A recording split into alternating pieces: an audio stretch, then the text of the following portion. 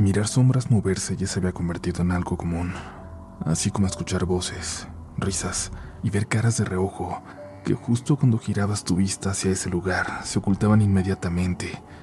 En cierta ocasión me encontraba lavando los trastes y, juro por mi vida, que miré un par de manos rodeándome, como si algo o alguien quisiera abrazarme. Me giré inmediatamente, pero no había nadie ahí. Yo estaba completamente solo.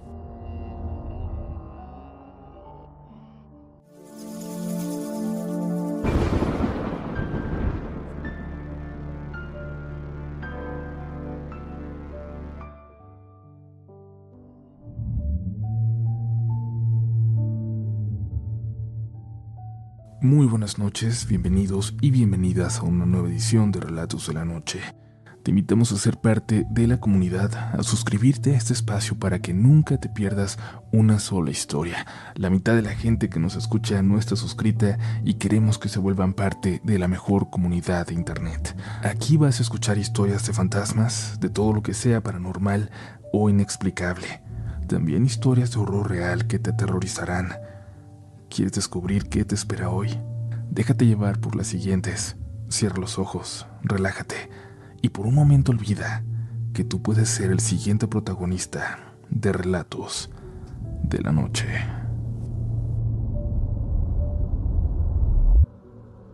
Lo que voy a contarles siempre fue una historia extraña que nos pasó a mi hermano y a mí. Digo siempre porque nunca lo vimos como algo más que eso. Un episodio inexplicable de nuestra vida y nada más.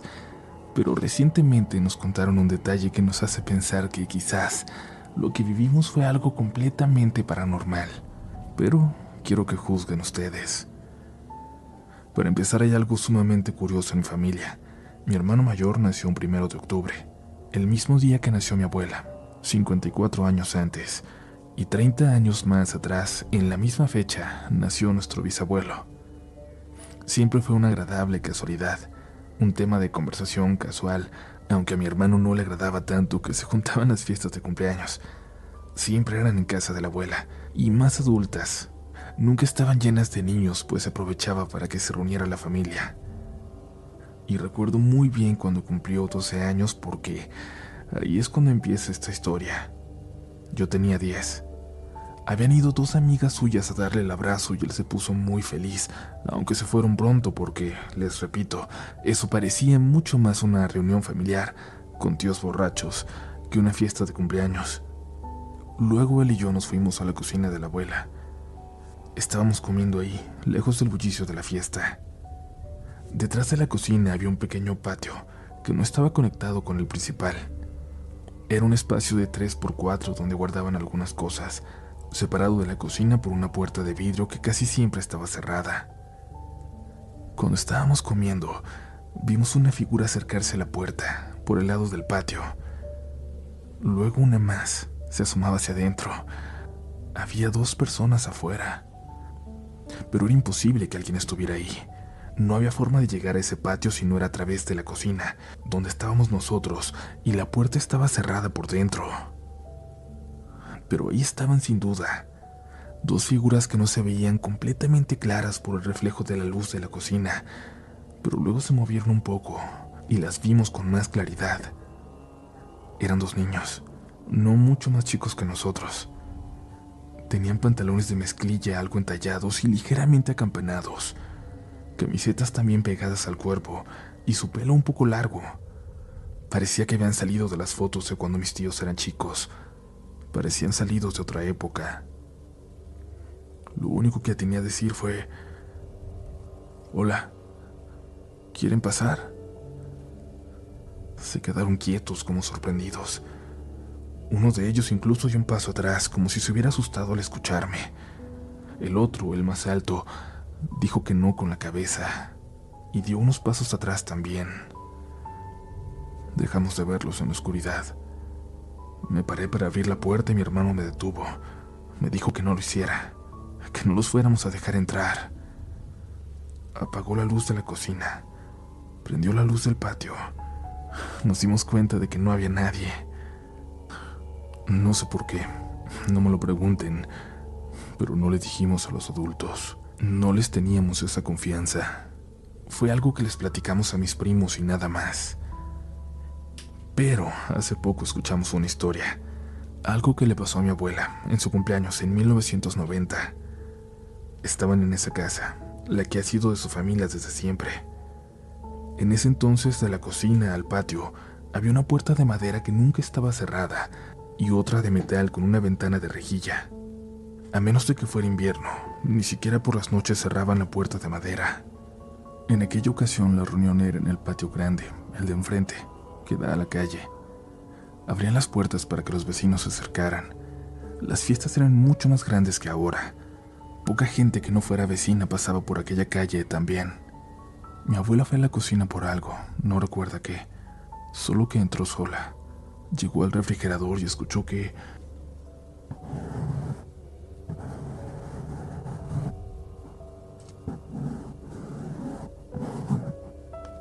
Escuchó que algo rascaba la rejilla de la puerta. Al voltear no vio nada porque estaba muy oscuro, así que prendió la luz de fuera. Intentando romper la reja de la puerta, había un hombre, de sombrero, de traje, vestido como si fuera de los años 20. Mi abuela lo único que atinó a hacer fue tomar la tetera que tenía con agua caliente y lanzarla hacia la puerta. Aquel hombre extraño gritó de dolor y luego se alejó de la puerta perdiéndose de vista. Mi abuela le gritó a mis tíos, quienes fueron rápidamente y luego salieron a revisar. No había nadie, pero sí pisadas, mojadas. Era obvio que mi abuela había mojado a alguien, y ese alguien había roto la rejilla. Estaba intentando entrar. Pero les repito, no hay forma de llegar a ese patio. La barda debe medir 4 metros y detrás no hay nada más que el muro de una casa de 2 pisos sin ventanas. No hay forma de que alguien del exterior llegue ahí. Cuando nos enteramos, nos llamó la atención que hubiera existido un evento tan similar, del que no sabíamos nada, sucedido ese mismo día años atrás, mostrando personas que parecían pertenecer a otra época allá afuera, en ese espacio tan extraño, que desde entonces permanece cerrado.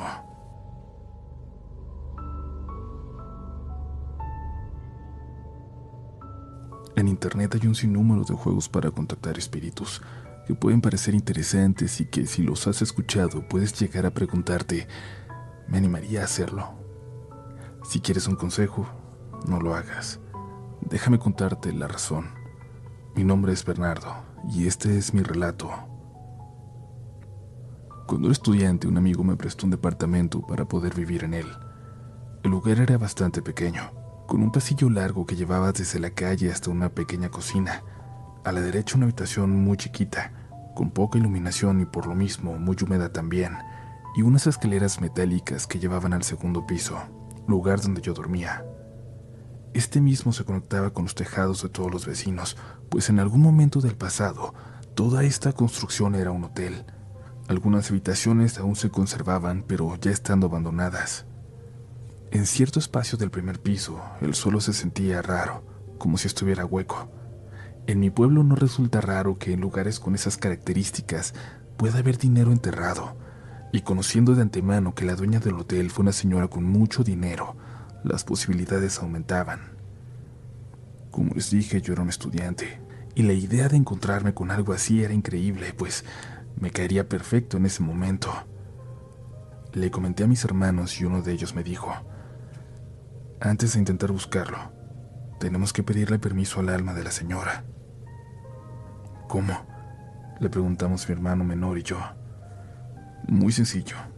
Pondremos una vela encendida, un rosario alrededor y por varios minutos le vamos a pedir a la señora que se haga presente en la vela. El rosario es simple protección. Pero ¿cómo sabremos sus respuestas?, insistí. Solo podremos saber que es sí cuando la flama crezca o se mueva, o un no cuando se haga pequeña. Además pondremos un celular grabando el audio, por si llegáramos a captar ahí algún sonido que no sea perceptible con nuestros oídos.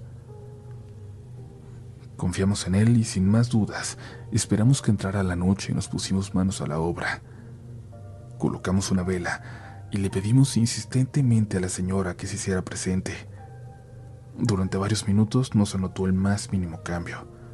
Sin embargo, todo dio un giro cuando la flama de la vela creció 2 veces su tamaño.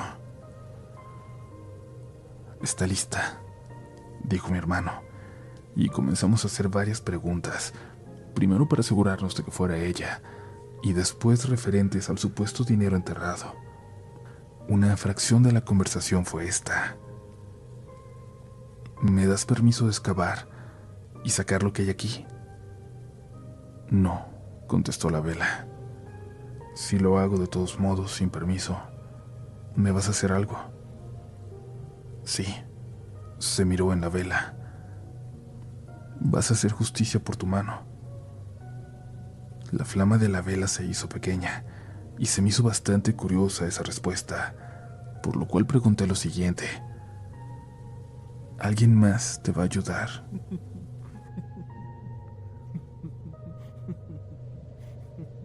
Sentí un escalofrío en todo mi cuerpo y más tarde, al escuchar la grabación, nos dimos cuenta de que en ese momento, justo en ese momento, se escuchó una risa que ahí en persona ninguno de nosotros captó. El tiempo se nos fue volando. Nos dimos cuenta de que ya era bastante tarde, por lo que mis hermanos tuvieron que irse, y yo nuevamente me quedé solo en ese departamento. Lo más aterrador estaba a punto de comenzar. A partir de ese momento, de esa noche, todo se tornó bastante diferente en el lugar. Las luces ya no alumbraban como antes, sino que parecieran tenues todo el tiempo. Atravesar el pasillo, que era bastante largo, se convirtió en un tormento, y es que el sentimiento de que alguien te miraba era constante, inevitable. Se sentía como si te vinieran siguiendo, o como si alguien te estuviera esperando al final, justo donde ya no alcanzabas a ver. En ocasiones la habitación se impregnaba con olor a perfume, ese perfume característico que usan las señoras mayores cuando van a misa o a fiestas familiares. Un olor muy fuerte y bastante penetrante. Mirar sombras moverse ya se había convertido en algo común, así como escuchar voces, risas y ver caras de reojo que, justo cuando girabas tu vista hacia ese lugar, se ocultaban inmediatamente. En cierta ocasión me encontraba lavando los trastes y, les juro por mi vida, que miré un par de manos rodeándome, como si algo o alguien quisiera abrazarme. Me giré inmediatamente, pero no había nadie ahí. Yo ya intentaba pasar el mayor tiempo fuera de mi departamento, pues vivir ahí era un tormento, porque todos esos seres que estaban ahí no diferenciaban entre el día y la noche. Sus manifestaciones eran todo el tiempo. Una noche fui a hacer una tarea con mis amigos y, aunque el trabajo no era muy complicado de hacer, traté de durar con ellos el mayor tiempo posible, pues cada minuto que estuviera ahí era un minuto fuera de la casa, un minuto fuera de ese maldito departamento. Terminamos alrededor de las 2 o 3 de la mañana. Tuve que regresarme a dormir a donde no quería.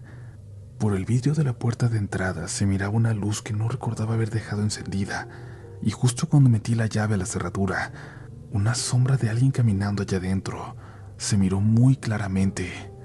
No quise entrar. El miedo me invadió y me acobardé.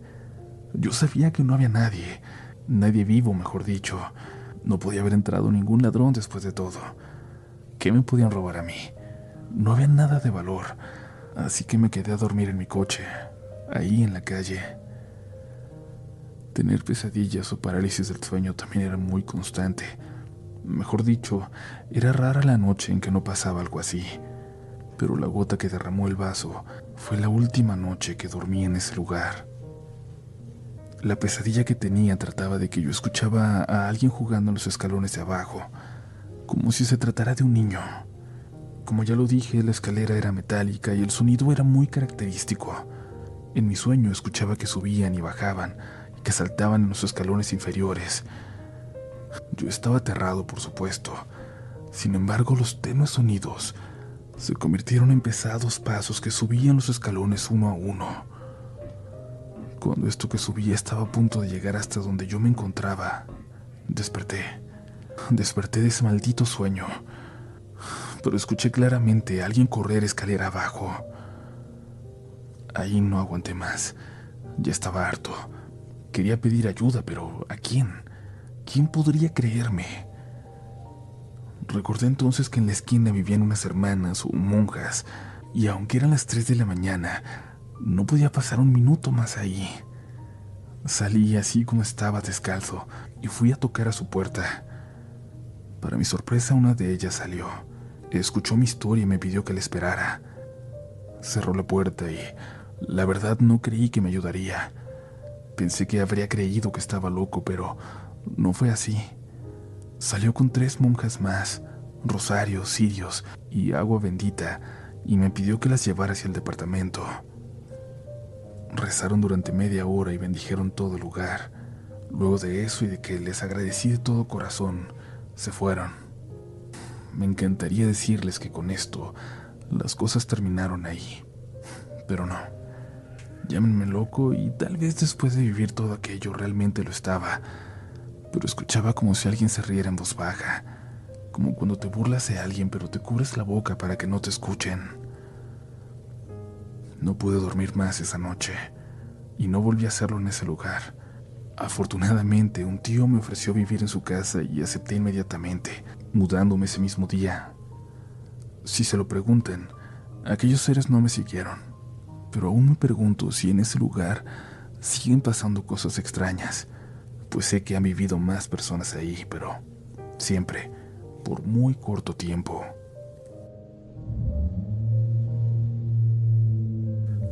Gracias por seguir por acá. Recuerda que te esperamos también en nuestras redes sociales, donde nos vas a encontrar como RDLN Oficial.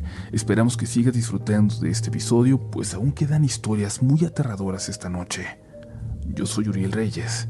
Gracias por seguir escuchando. Pero si oyes algo en tu ventana, por favor, recuerda, no vayas a ver. Nada bueno va a acercarse a ti mientras escuchas historias como estas. Siempre he querido compartir esta historia con Relatos de la Noche. Le sucedió a mi madrina, una de las personas que más quiero en la vida.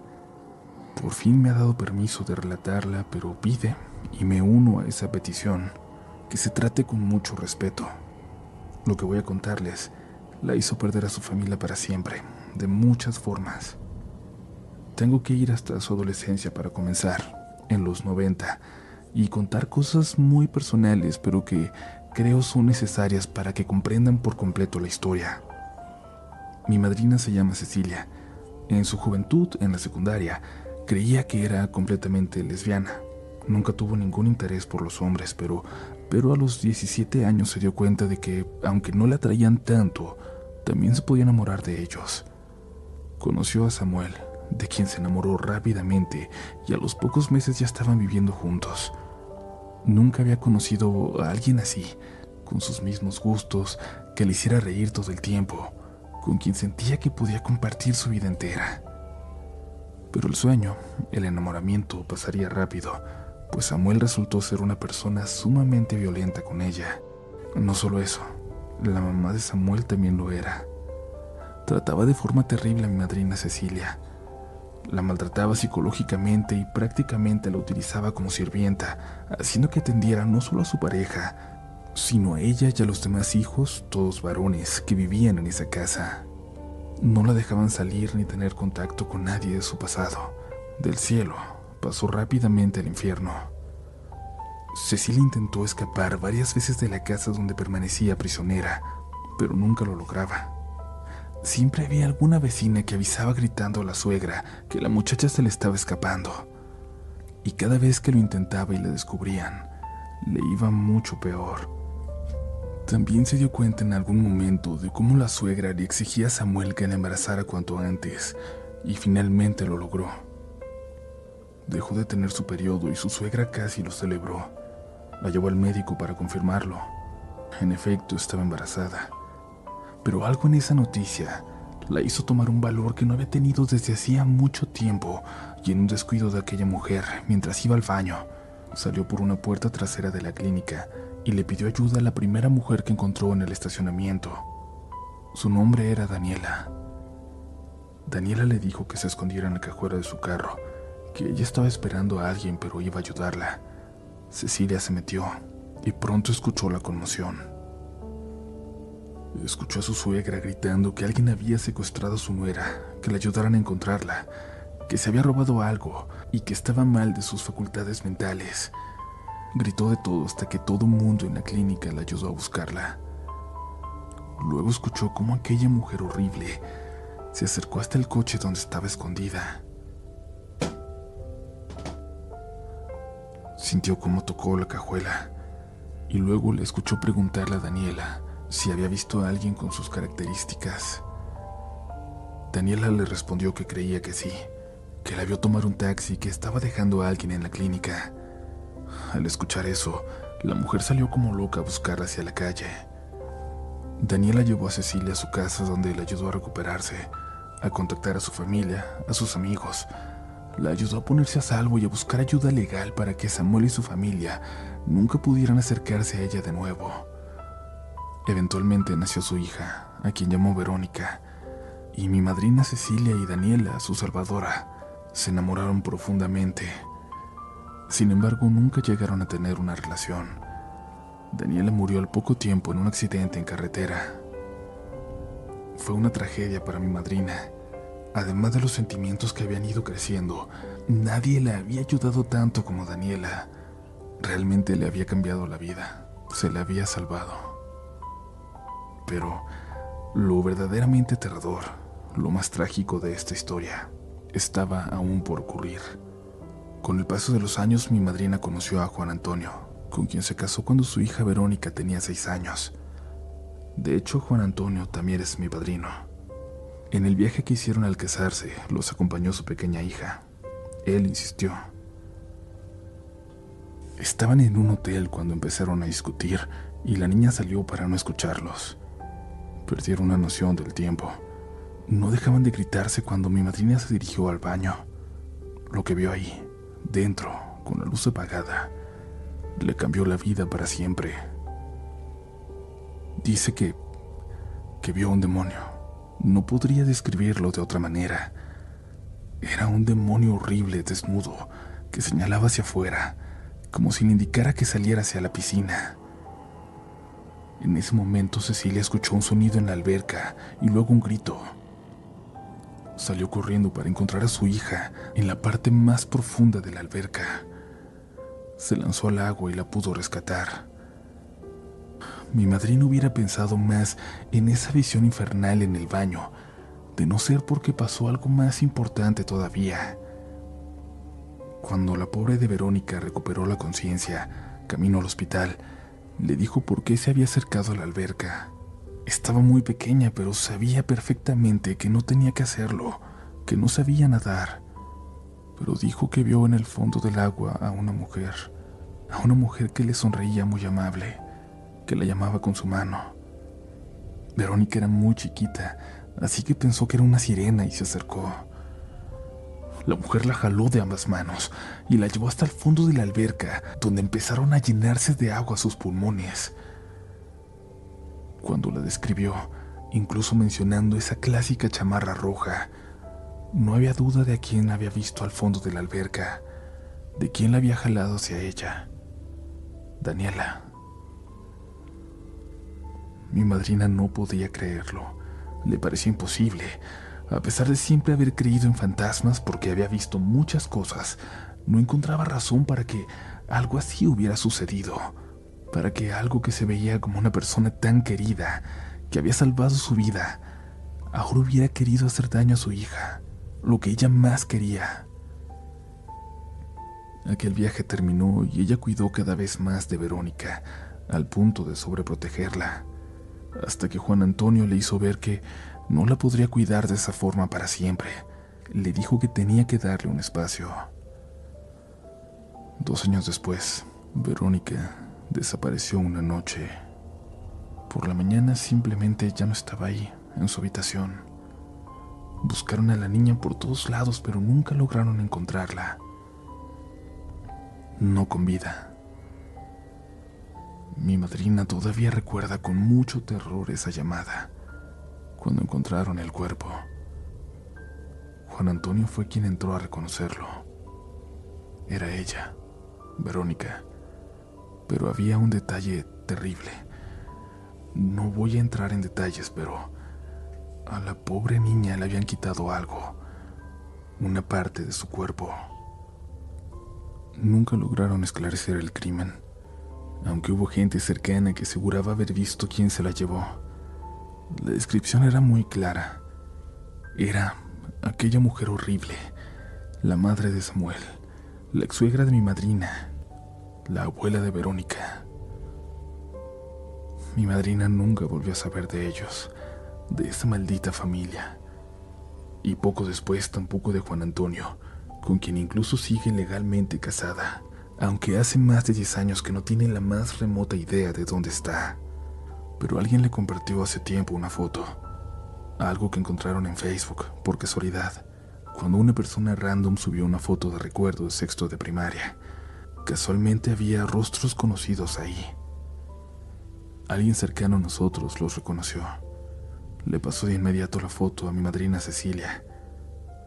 Aunque eran todavía unos niños, era claro que en esa foto, en la esquina superior derecha, aparecían juntos Samuel y Juan Antonio. Mi madrina no tenía idea de que sus dos exparejas se conocían. Juan Antonio jamás lo mencionó. Cecilia perdió lo que más quería, a su hija Verónica, y su familia la abandonó porque consideraban que no la cuidó como debería. Pero yo sé que no fue así. Nosotros sabemos. La recuerdo. Era una niña, pero la recuerdo. Nosotras éramos mucho más cercanas que su familia y sabíamos cómo la cuidaba. Y ahora nosotras somos su única familia. Nunca hemos logrado encontrar una explicación a su terrible historia. No lo quiero decir, pero tampoco puedo evitar contar el detalle. Si algo se sabe de este barrio, es que siempre ha estado lleno de cultos, de brujas, de demonios sueltos. Gracias por escuchar.